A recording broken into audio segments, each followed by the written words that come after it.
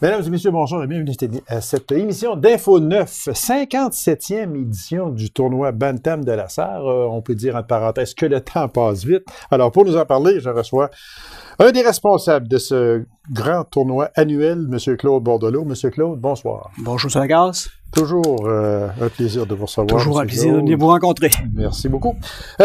On le sait, déjà 57 ans, oui, que le temps passe vite. Le temps passe très vite. Je faisais, justement, avant d'en parler, des recherches là-dessus. Il y a le site d'Hockey Québec et on doit être dans les 3 ou 4e plus vieux tournois du Québec. Il y a évidemment le tournoi Pee-Wee de Québec qui va avoir 60 ans, mais c'est pas le plus vieux non plus. Je pense que j'ai vu un Quaticook de ce monde, là, 61, 62 ans. Eh, mon Dieu. Fait à 57 ans, on est pas mal dans les, vous seriez dans les institutions. Dans les 3 ou 4 tournois, les plus vieux du Québec. Alors, parce qu'il y en a qu'on a vu jouer à la Sarre, qui ont connu une carrière, puis que la carrière est finie. Il y en a eu plein. On a eu les Turgeons de Rouen qui sont venus au tournoi Bantam. Oui, on a eu Darren Poupa, un gardien de but de Cochon Lake qui a joué professionnel. Évidemment, les frères Lemieux qui étaient venus au 40e, Claude Desjosselin Lemieux qui étaient venus, qui ont eu des carrières professionnelles et qui ont joué au tournoi Bantam de la Sarre. Et tous ces joueurs-là ont... Moi, j'allais les voir, je suivais religieusement et le tournoi Bantam et le tournoi que je suis encore, mais je suivais aussi le fameux gros tournoi Pee-Wee de Rouyn-Noranda. Et puis, tous ces jeunes-là ont passé par Rouyn-Noranda. Après ça, ils ont passé pour la Sarre et plusieurs ont eu des carrières, effectivement. On en nommé plusieurs comme Laperrière, Kian, Pete Martin, il y en a. On avait recensé, je pense, 78. 78. De Rouyn-Noranda qui ont joué pro. 112 de l'Abitibi-Témiscamingue, mais 78 de Rouen. Une pépinière, effectivement. Oui, exactement. Monsieur Claude, cette année, nombre d'équipes? 21 équipes qui proviennent de la région du nord-est ontarien. On se maintient pas mal depuis 3-4 ans dans ce nombre d'équipes-là, 21, 22, 23, dépendamment des saisons. Cette année, 21 équipes dans la classe de B, A et 2B. B, A et 2B. Équipes de l'extérieur de la région? Comme je vous disais, c'est le nord-est ontarien maintenant qui nous rend visite le plus souvent. C'est rendu de plus en plus difficile. Je parlais avec mes amis du tournoi Midget d'Amos qui ont le même problème que nous. Oui. Au niveau du transport, au niveau de l'hébergement, c'est jamais facile. Ça coûte de plus en plus cher de voyager comme ça. Et il y a aussi une multitude de tournois Bantam et de tournois Midget partout au Québec, comme je vous disais. Souvent, les équipes du sud du parc, c'est plus accessible pour eux autres d'aller faire un tournoi à Montréal ou ailleurs que de traverser le parc puis de venir en Abitibi. Parce que depuis, déjà, on traversait le parc La Vérandrie puis on venait au tournoi de la Sarre. J'en ai couvert plusieurs, puis ça vient de moins en moins ou presque plus aujourd'hui. Et vous le dites si bien aussi, Claude, que aujourd'hui, il y a des tournois Pee-Wee, Bantam, Midget dans la grande région de Montréal où c'est accessible à tous ceux qui venaient anciennement. Comme j'ai fait de ma recherche, il y a 55 tournois Bantam au Québec. 55? 55. Ce qui fait qu'il y a un choix, les équipes ont le choix, il y a des petits, des gros, des moyens tournois. Ça fait que les équipes décident où ils veulent aller, puis c'est correct comme ça. Nous, on est fiers de notre tournoi, on est fiers de ce qu'on a bâti. On a une belle organisation. On est fiers depuis 57 ans de ce qu'on fait, puis qu'on fait avec les équipes qui veulent venir nous visiter. Voilà. Alors, c'est 21 équipes qui viennent de la région. De la région, on parle de Rouyn-Noranda, on parle de Abitibi-Ouest maintenant. On parle d'Abitibi-Ouest, on parle évidemment de Rouen, de Val-d'Or, il y a aussi les Bears de la Nation Cri qui viennent à chaque année, qui sont basés à Mistissini habituellement, qui viennent nous rencontrer, et le nord-est ontarien avec Hearst, Capus Casing, Timmins et New Lescott qui viennent. Ces équipes-là sont fidèles. Qui sont fidèles et qui font partie maintenant de notre hockey régional. Ils sont dans notre ligue maintenant, fait qu'ils font partie avec nous autres. Exactement. Les parties vont être ou les rencontres disputées à quel endroit? C'est ça. Cette année, on va avoir 41 parties à jouer, incluant les finales. Okay. Ça va se jouer à l'aréna Nicoletto de la Serre en majorité et en partie pour une 12 à 15 parties, je pense, au pavillon des sports de Dupuis. OK.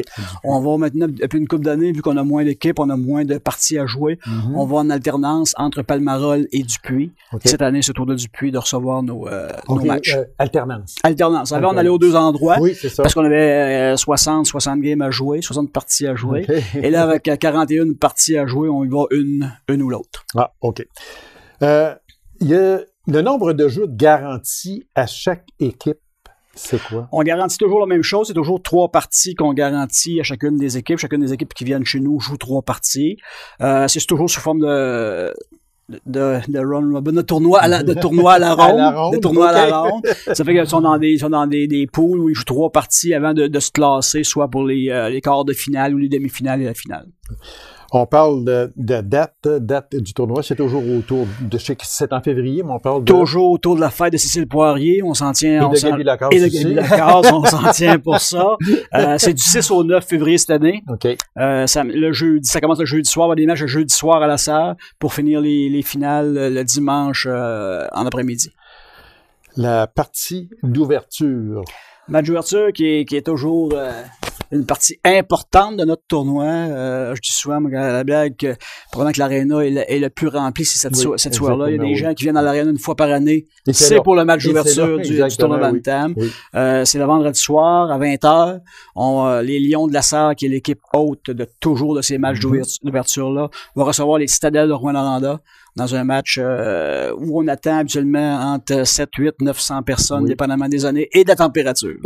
et de dame température. Et de dame température. Madame, des fois, là, elle collabore pas. Madame est froide des fois. Madame est froide des fois et neigeuse d'autres fois. Alors, c'est le match d'ouverture, c'était à l'aréna Nicoletto. Et c'est normal que l'équipe haute soit du match. Ouais, puis ce qu'on fait depuis quelques années, c'est les Lions sont dans la classe 2B, okay. Mais on met avant le match d'ouverture, on met toujours la classe A et la classe B, les équipes d'Abitibi-Ouest qui sont là. Avant le match d'ouverture, c'est toujours à partir du vendredi soir, les 3 matchs un après l'autre à la Serre, les équipes de l'Abitibi-Ouest qui sont là. Fait que les parents qui veulent venir voir leurs enfants ou tout le monde qui veut venir voir les équipes d'Abitibi-Ouest à partir de 5h, 5h30 le vendredi soir, c'est les équipes d'Abitibi-Ouest qui sont là. Ah, OK.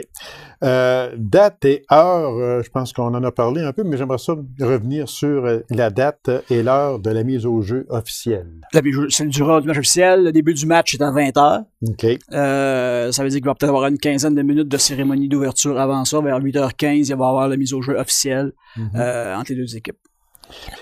Le coût d'entrée? Le coût d'entrée, comme les années passées, c'est surtout sous forme de laisser-passer pour la fin de semaine. Okay. Tous les joueurs du hockey mineur d'Abitibi-Ouest ont ces laissés-passer avant de là. Ça fait partie de leurs ententes avec le hockey mineur pour aider à se financer. Okay. Les coûts d'entrée pour le laisser-passer pour la fin de semaine est de 15$ pour tous les matchs, incluant les finales, incluant les matchs à Dupuis. Ça, quand on regarde ça, les personnes qui suivent vraiment le tournoi, qui sont là, la partie, mettons, du jeudi, vendredi, samedi, dimanche, il y en a qui vont passer la fin de semaine. Là. Il y en a beaucoup qui passent la semaine là. Ouais, il y en a qui vont alterner, qui vont aller à Dupuis également. Puis, ils vont assister aux demi-finales, au final, mais quand on parle de 15$ pour toute la fin de semaine, c'est quand même très abordable. En 2020, pour 15$, on n'a plus grand-chose. Je le dis souvent. Comme vous dites, on en fait beaucoup, nous aussi, de tournois. Moi, je suis avec l'organisation des conquérants depuis bien longtemps, puis on fait beaucoup de tournois, puis je vois les coûts d'inscription, puis les coûts d'entrée partout, puis c'est à 15$ pour la fin de semaine, c'est vraiment pas dispendieux, incluant tous les matchs, c'est pas cher. Exactement. C'est vraiment pas puis cher. Les gens qui veulent peuvent payer à l'entrée aussi. Peuvent payer à l'entrée. Pour les adultes, c'est 6$ la fois. Okay. Pour les étudiants, c'est 4$. Et pour en bas de 6 ans, c'est gratuit pour tout le monde. Okay. On parle de demi-finale et de la finale. Oui. C'est ça. Ça laissé passer comprend tous ces matchs-là. Les demi-finales seront jouées à l'aréna Nicoletto à partir de 8h15 le dimanche matin. Les demi-finales. Et puis les finales à partir de 14h15 le dimanche à la Serre. Et il y a 3 finales aussi. Il y a 3 finales, la finale A, B, la finale A et la finale 2B pour finir ça.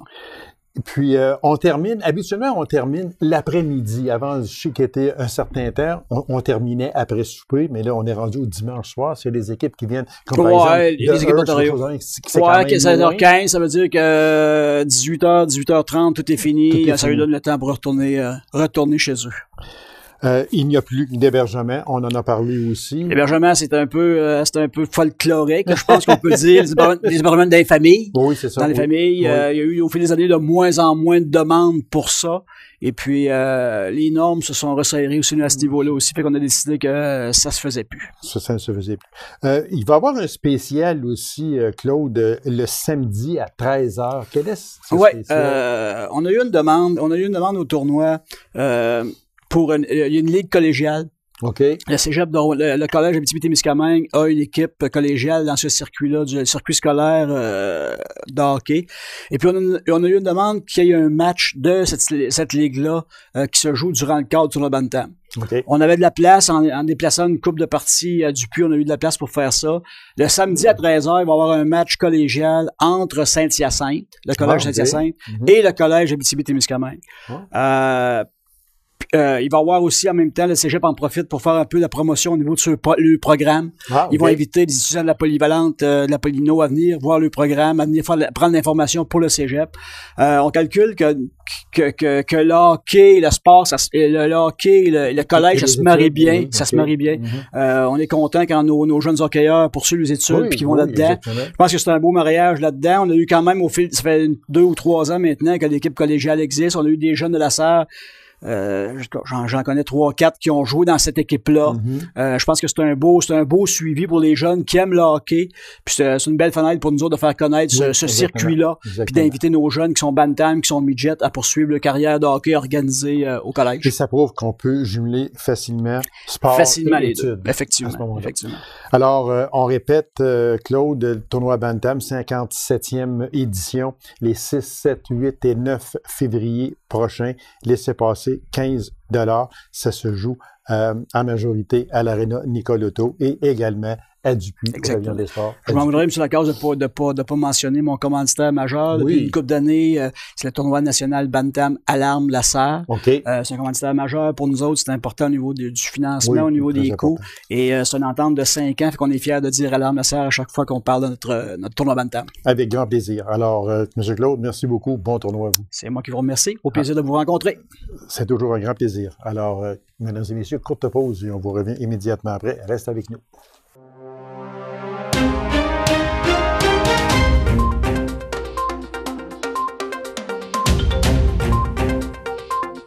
Aussitôt une campagne de financement terminée qu'une autre commence. La Fondation Dr. Jacques Paradis est toujours très active. Alors, pour nous en parler, je reçois la directrice générale de cette fondation, Mme Caroline Camache. Madame Caroline, bonsoir. Bonsoir. Toujours un plaisir de vous recevoir, Mme Caroline. C'est un plaisir de venir vous rendre visite. Puis, on ne le dira jamais assez, une campagne de financement, c'est le clou de l'organisme. Fondation Dr. Jacques Paradis, qui existe depuis un certain temps déjà. Puis, on ne le dira jamais, jamais, jamais assez. Si ce n'était pas de cette fondation-là, il y a beaucoup de choses dans le domaine de la santé, dans le du secteur Abitibi-Ouest, qui ne seraient pas là. Effectivement, depuis 1987, exactement, la Fondation est en fonction. Et puis, depuis plus de 32 ans, bientôt 33, écoutez, c'est plusieurs millions qui ont été investis en Abitibi-Ouest pour des achats d'équipements, des améliorations de services, de la rétention professionnelle également. Donc, écoutez, je pense que on a notre raison d'être particulièrement là, dans les dernières années. Personne ne peut ostiner ça. Non. Parce que des fois, et ça, on se répète peut-être là, en disant ça, mais ça me fait rien parce que c'est tellement important de le dire. Bien souvent, les gens peuvent penser ou peuvent dire Ouais, mais c'est gouvernemental. Ils n'ont rien qu'à demander au ministère de la Santé. Puis ils vont leur fournir un scanner, ils vont leur fournir telle chose. Mais c'est pas comme ça que ça marche. On peut le demander, mais c'est pas sûr qu'on va l'avoir. Exactement. C'est tout le temps selon des budgets qui sont attribués, selon, en fin de compte, des projets qui sont déposés, l'importance des projets qui sont évalués, est-ce que c'est nécessaire ou pas. Donc, nous, on vient combler ce manque-là. On vient aider également à réaliser des projets, puis même à les améliorer. Et voilà. Dans mon intro, je disais qu'aussitôt qu'une campagne de financement est terminée, on en recommence une autre. Oh, on ne chôme pas. Exactement. Et je tiens à vous féliciter également du beau travail que vous faites à la tête de cette organisation-là. Réellement, c'est une belle équipe. Je dis tout le temps que je félicite une personne, mais quand c'est un travail d'équipe, c'est sûr que ça prend une leader ou un leader, mais sans l'équipe, on ne peut pas rien. Non, on n'est pas grand-chose sans l'équipe. Effectivement. Voilà. Alors, vous savez très bien mener cette équipe-là de même maître. Alors, je vous en merci félicite. Beaucoup, merci. Campagne de financement qui s'est terminée 2017-2019. Les résultats, ce serait quoi, Mme Gamache? Écoutez, on tourne aux alentours de 681 000 qui ont été amassés là, pour la réalisation des projets qui étaient ciblés dans cette campagne-là. Ça paraît beaucoup d'argent, mais Dieu sait si on en a besoin. On l'a dit tantôt, puis on va parler tantôt sommairement de ce qui a été acheté aussi. On ne peut pas faire la liste complète parce qu'il y en a vraiment trop. Il y en a beaucoup. Mais seulement que ce sont toutes des choses extrêmement utiles un peu partout dans le réseau. Exactement. Puis quand on parle d'appareils médicaux, ben c'est pas un 20 $ par-ci, un 20 $ par-là. Hein. C'est des milliers de dollars, des centaines de milliers de dollars. Donc, c'est souvent des gros projets. Mais en même temps, la Fondation, on est là aussi pour les plus petits projets. Des projets à des centaines de dollars, des petits équipements parce qu'ils sont nécessaires. Tant pour le travail des professionnels que pour le service donné à la clientèle, aux patients. Exactement.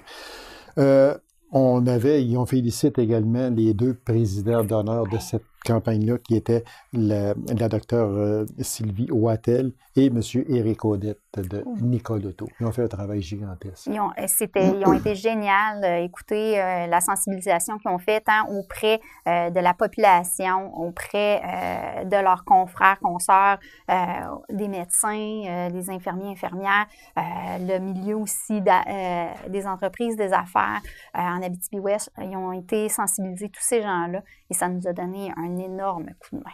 Alors, on les remercie beaucoup et on les félicite de leur implication vraiment au cours de cette campagne 2017-2019. On va aller avec la nouvelle campagne. Mais là, Caroline m'a bien averti, on va marcher sur des œufs. On débute. Ben oui, voilà. Parce qu'il y a des choses qu'elle ne peut pas dire et c'est tout à fait normal parce que, comme elle l'a dit si bien, la campagne se met en branle. Oui. C'est la campagne 2020-2022. Exactement. Voilà. Alors, on parle pour cette campagne-là de notre objectif qui serait? De 700 000 $. OK. Il y a déjà des projets qui nous ont été proposés. On va aller principalement avec 3 projets. Puis écoutez, encore une fois, je le dis, quand on parle de milieu médical, c'est des gros budgets. Donc, c'est des appuis à des projets de 2,5, 3 millions en aménagement, en achat d'équipement. C'est des projets qui vont tant améliorer le service offert aux patients, aux personnes qui ont besoin des services des centres hospitaliers, tant de Macamé que de la SAR, mais également améliorer le milieu de travail des professionnels de la santé, qu'on parle des infirmiers, infirmières, des intervenants, des médecins, des techniciens en réadaptation, etc. On veut vraiment prendre soin également de ceux qui travaillent pour prendre soin de nous. Là, on va aller avec une petite question, mais elle ne répondra pas. Mais ça ne fait rien. Je la pose pareil. Oui, allez-y. Je la pose pareil. C'est sûr qu'on parlait de la campagne 2017-2019 avec les présidents d'honneur, Dr. Sylvie Wattel et M. Éric Audette. Président d'honneur en 2020-2022. Un On a un beau duo. Écoutez, on a une belle équipe de 2 femmes. Écoutez, il y en a une qui provient du milieu médical, justement, qui travaille au centre, en fin de compte, à la Serre pour le CISAT. Et on parle également d'une femme qui est très, très, très, très, très impliquée dans le milieu des affaires, dans le milieu des entreprises, du développement économique en Abitibi-Ouest. C'est ce que je vous dis. Bon, c'est une équipe de feu. Une équipe de feu dynamique. Puis je pense que ça va être vraiment super pour notre prochaine campagne. Tout ça, ce sera dévoilé au cours du mois de février? Exactement. La date est encore à déterminer, mais ça va être une invitation là, qu'on va lancer en février. Une forme de 5 à 7 au centre hospitalier pour également présenter des équipements qui ont été achetés par la Fondation, grâce à la Fondation. Alors, ce sera un duo féminin.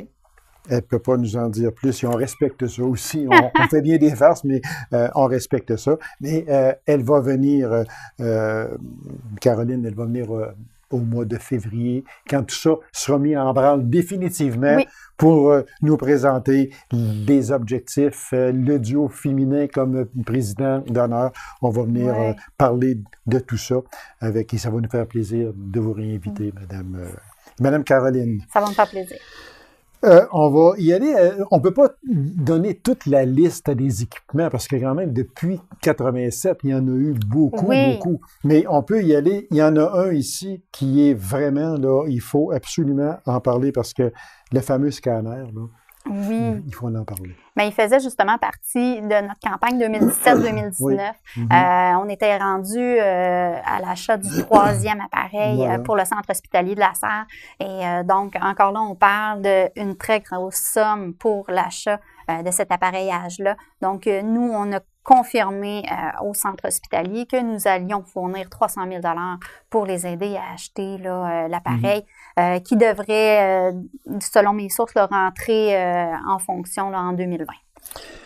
Parce qu'il faut que les gens se rendent bien compte que si on n'a pas ces équipements-là fournis par la Fondation Dr Jacques Paradis, par les sous amassés, si on n'a pas ça, il faut se déplacer en dehors de notre région, de l'Abitibi-Ouest, pour aller passer soit un scanner ou peu importe quoi. C'est ça qui est important de le dire, c'est que le plus possible, on va avoir les services dans notre patelin à nous. Oui, les services de proximité.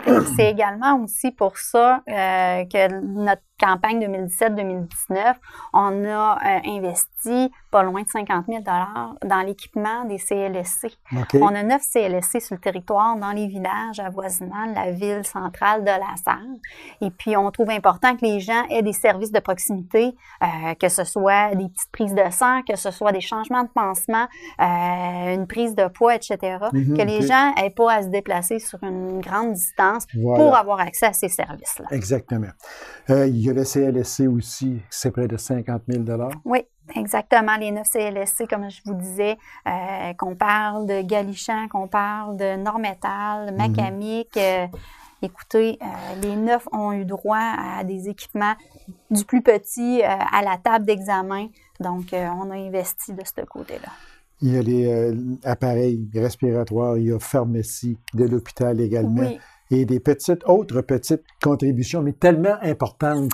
Même s'ils sont petites, ça ne veut pas dire qu'ils sont moins importantes. Exactement. On parle de natalité, on parle de soins palliatifs. C'est des unités de soins où ce que la famille également des patients est très importante, où ce que le confort de ces personnes-là dans leur séjour est également très important.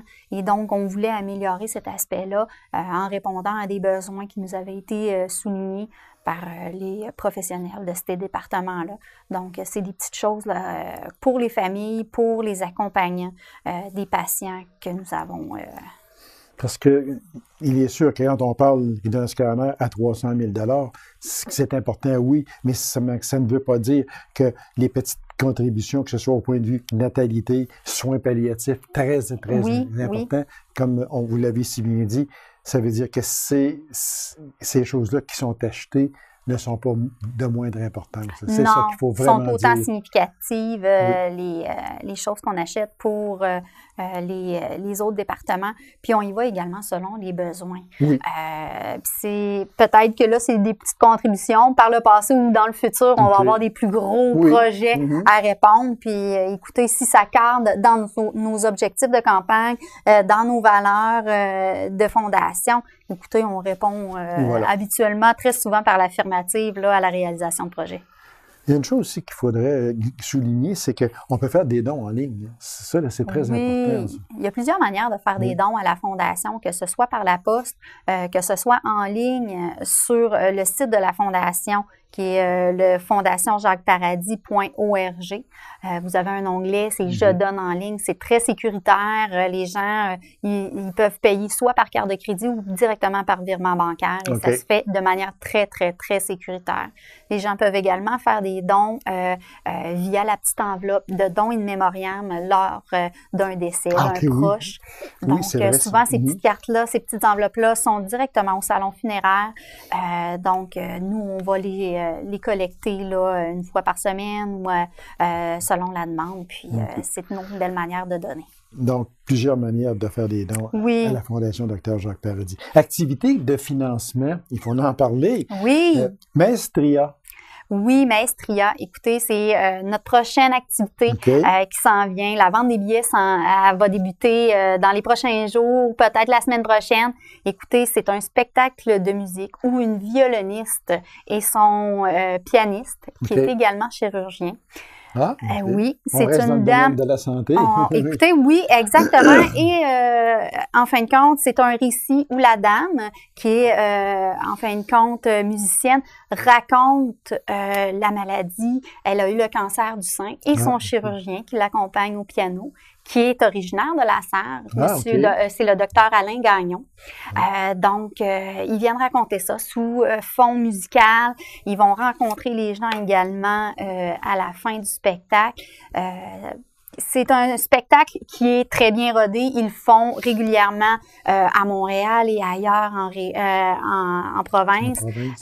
Écoutez, c'est chapeauté par le CHUM.